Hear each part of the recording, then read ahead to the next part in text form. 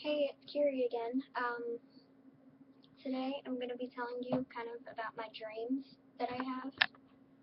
This is a dream that I had a couple of days ago. It was on Saturday night, and it was crazy. I had a dream that oh my gosh,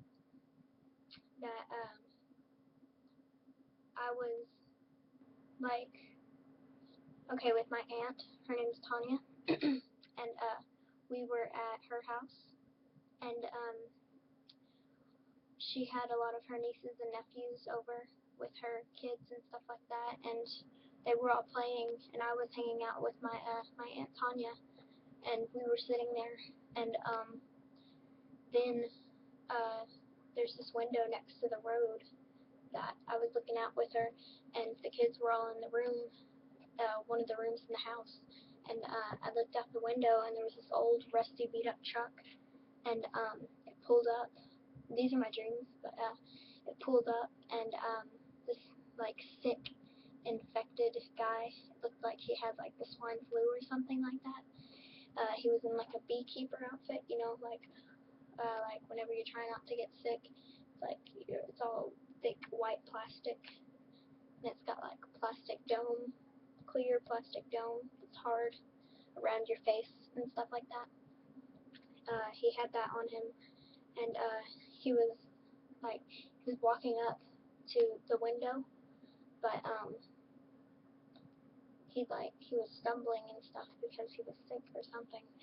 And then he went up to the window or whatever, not the window that I was at with my Aunt Tanya, and he walks around the house, and I asked who was that, and she said she didn't know. And then we gathered up all the kids and stuff like that, but we weren't in a hurry, and we went and got all the kids in her big van, and we drove over to my grandpa's, and all the kids, they went and played in the backyard while me and my Aunt Tanya, we were talking with my papa, and my papa, he went in the bedroom, and he was sitting there, and he was laying down, I guess, and he took a nap or something, and that same truck pulled up, and I was freaked out, and I was like, there he is again, but he was wearing the same beekeeper outfit or whatever, but it was like, like whenever it's like a very exposed, like, infection area or something like that, it's that kind of outfit wherever you're trying not to get sick or infected or whatever, but he looked like he was already sick, and he wasn't trying to get anybody sick or something, but he looked really mean and stuff, and he got out of the truck, and he started walking back around where the kids were, and me and my Aunt Tanya, we were sitting there, and I was like, oh no, there he is again, and we totally forgot about the other kids in the backyard, and I opened the door to see if it was open, and then I closed it and I locked it, and I locked all the doors, and we were sitting where my papa's chair was. We were looking out the window, and I guess he had already gathered up the kids and put them in the truck, or killed them, or took them, or something. After while I was locking all the doors and stuff like that, and then after he did that, I think he killed them, but I'm not sure. And then he walked up to the window that we were at, and he kept on, like, he would look at us with his eyes all like halfway open, and then other ones like really open and so like that. And he had like a really scruffy beard. I mean, it was like very short, like when you haven't shaved in a long time, it's just starting to grow or whatever. And he had one of those, and his hair was all messed up, and he was sitting there, and he stared for like half a second, then he went like this. He had his head, and he opened his mouth real wide, and it like shot out puke like all around. He went like and it like shot across the glass in his beekeeper helmet thingy, and it was like really gross looking, and he just like it was all over, and he did that, and then we were freaking out, and my Aunt Tanya held me, and I was hugging her, and I was like, covering my head so I wouldn't see him, and then he left, and he didn't try to open the door or bust through the window. He just did that thing, and then closed my eyes, and then he was he got in the truck and he left, and I was thinking, well, maybe that guy killed all my Aunt Tanya's nieces and nephews and children and stuff because that was what was most dear to her. And then we were driving over here because I had the conclusion that maybe if he was trying to kill what was most dear to her, then maybe he would try to kill what's most dear to me, which is my mom. And so we drove over here real quick, and it was like kind of stormy outside where the sky was like kind of gray-ish, but you could still see some light. It was just, barely, and it was like kind of wet and muddy and stuff like that everywhere. And then I ran inside with Aunt Tanya, and in the bedroom, you go down the hall, and then it's the last door, and we open it, and my mom's in there, and we have this big window, and all the blinds were up and stuff like that, and my mom was in there, and there was all these little girls, like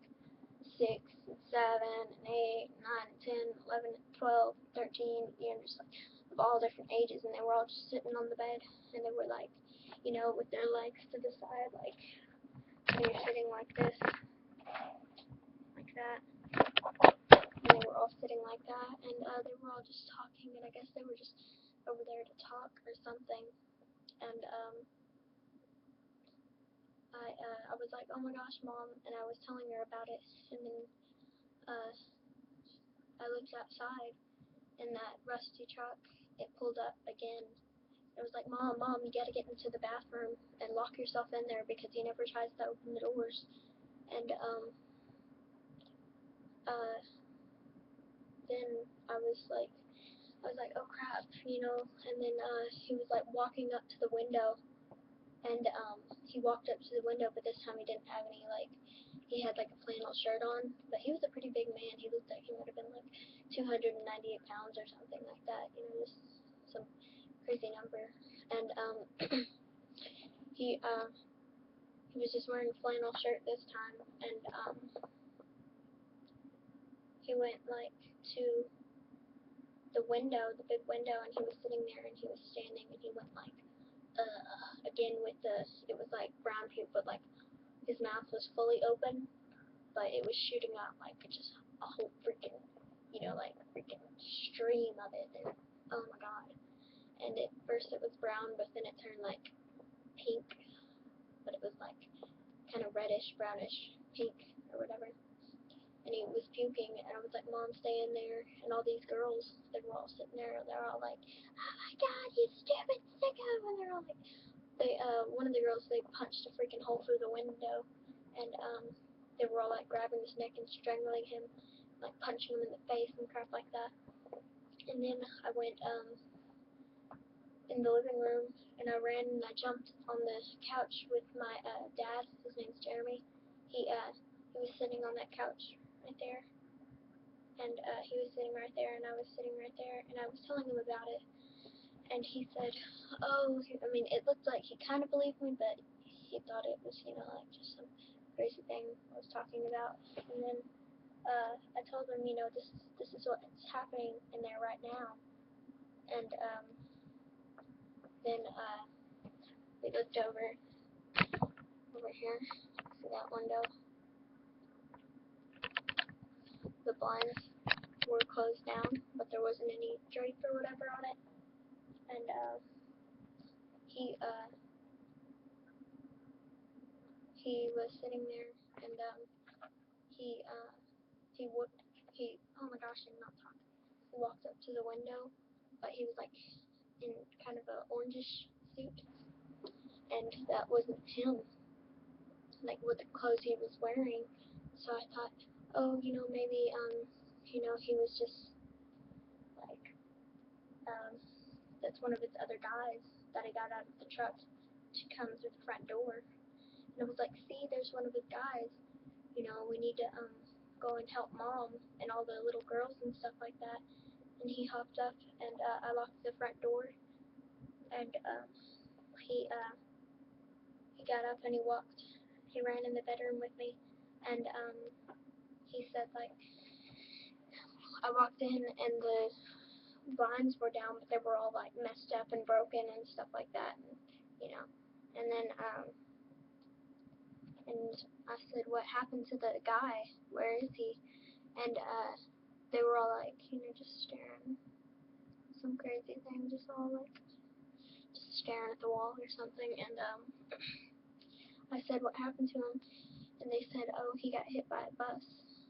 and I guess they like pushed him through the hole in the window, like they pushed him away, and then he got like shoved out into the road, and then a like a bus or something hit him, but it was like a diesel. It was like the UPS truck. It was about that size, but it was like peach and white, and you could see it through the broken window, like broken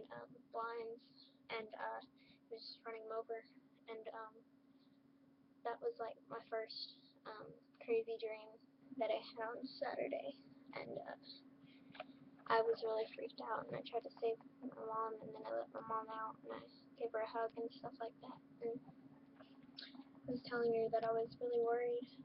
but that's the end of the dream. And then I woke up, and I was just so relieved that it wasn't actually true,